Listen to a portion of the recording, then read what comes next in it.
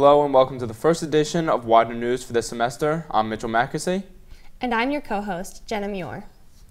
Last week's cold temperatures not only caused damage across the country, but here on campus as well.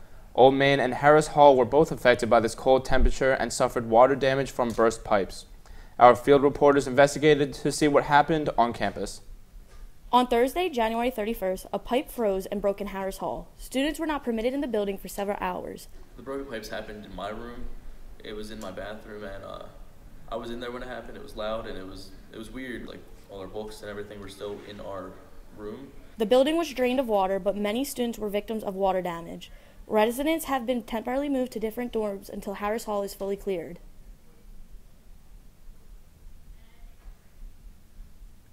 Looks like Old Main and Harris Hall suffered some serious damage. We hope that this is resolved quickly and those affected by the damage are okay. Widener's Career Services is rebranding. The office will now be known as Widener Career Design and Development.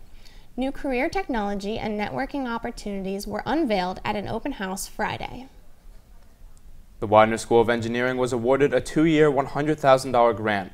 The grant will support research to identify future developments for treatments against cancer. The research will be led by Interim Dean of Engineering, Dr. Sachin Patil. The athletic department has added esports as the university's 24th varsity sport. The Pride will compete as a co-ed team in NACE, the most prominent competitive video gaming organization. Widener will be the 4th school in the MAC conference to offer esports at a varsity level. Speaking of sports, here's Sunny Fimple with our Widener Sports Update.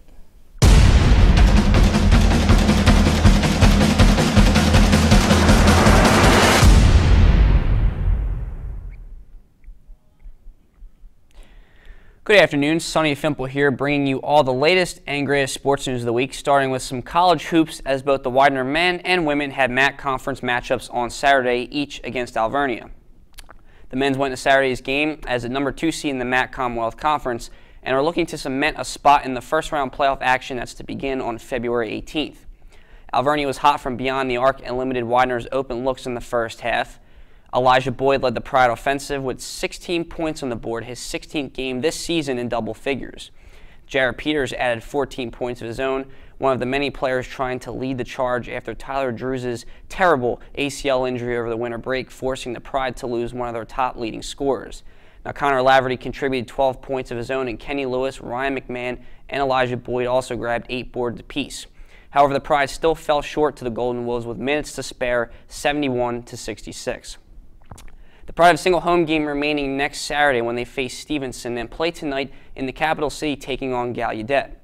The women, on the other hand, had a much more dominating performance in a one-sided contest that was ultimately topped with a final score of 70-29. Yes, Devin Rimmer continues her hot streak after reaching 1,000 collegiate career points, tallying 15 points, and Mackenzie McCracken added 12 of her own. The game was the first time the Blue and Gold surrendered less than 30 points in a contest since the 1995-96 season when it beat Cedar Crest 58-25. Widener surrendered just 9 field goals in the game. Aaron Fallon had 8 points in the game, and Natalie Galley offered 6 points off the bench to help Widener get its 17th win of the season. They have a bye week, but they do take the court next Saturday at home also against Stevenson Mustangs for Senior Day. Both men's and women's track and field compete on Saturday, and the lacrosse season is weeks within bloom as they kick off action at the end of the month. Baseball is also scheduled to begin at the end of February with the spring season quickly approaching. Now in other sports news, yes, it was not the most entertaining Super Bowl, having secured the title for lowest scoring Super Bowl since its inception, and the Patriots dynasty does continue, 6 Super Bowl ring and 9 overall appearances, tying the Steelers franchise record for Super Bowl victories, each under the TB12 and Belichick system. It certainly was not a sweet victory for the Pats. Speaking of sweet victory, one of the biggest controversies of the night was the lack of Maroon 5's promised rendition of Sweet Victory during the halftime performance in honor of the late creator of SpongeBob, Steven Hillenburg, who succumbed to ALS a few months prior. Now, despite the broken halftime promise, Brady did throw for 262 yards with an interception and a lone TD by Georgia grad Sony Michel. Jared Goff from the Rams threw for 229 yards, went 19 for 38 on the gridiron, and also had a late interception in the game.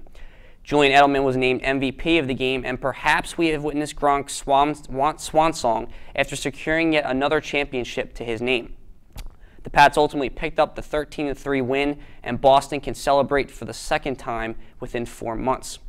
NBA and NHL action continues throughout the week, and with that, once again, I'm Sonny Fimple with the week's hottest sports news on campus and around the city. I hope everyone has a fantastic week, and tune in next Tuesday for more trending sports talk. Back to Mitch. Thanks, Sonny.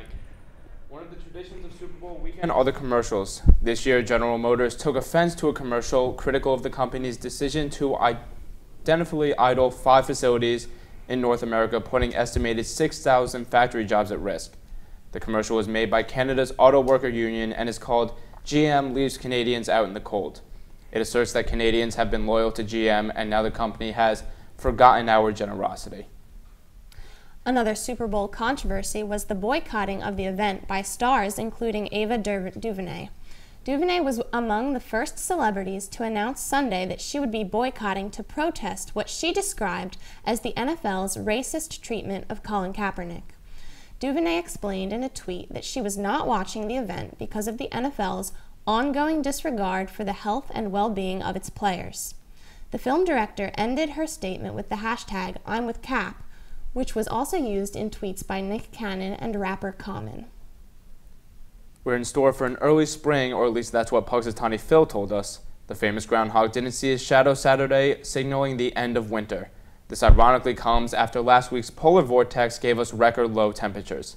Let's go over to Josh Mixie to see if we'll see any spring-like weather this week. Josh? Welcome to this week's outdoor edition of Widener Weather. I'm Josh Miskey. Temperatures this week have been outstanding so far, with temperatures in the mid-60s and sunny skies.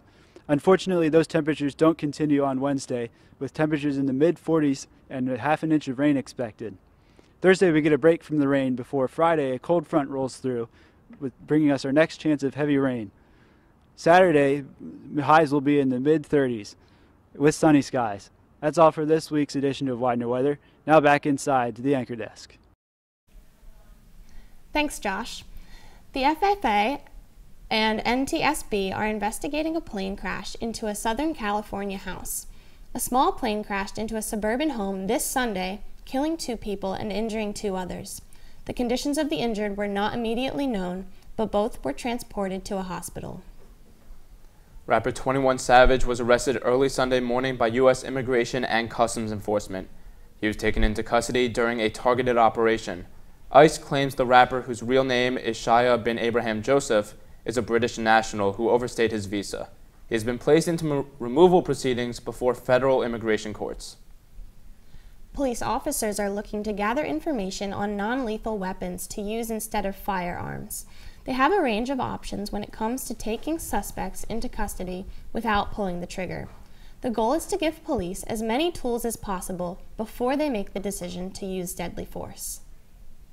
The Pentagon will deploy about 3,750 additional U.S. forces to the U.S.-Mexico border. The forces will be stationed by the border for about 90 days. Support will be provided to Customs and Border Protection and raise the total active duty forces to over 4,300. New Jersey will require schools to teach LGBT history. New Jersey is the second state to adopt a law that requires schools to teach about LGBT history. The move has been hailed by civil rights groups as a step toward inclusion and fairness. Well, that's all we have for you tonight. I'm Mitchell Mackesy. And I'm your co-host, Jenna Muir. We hope to see you next week.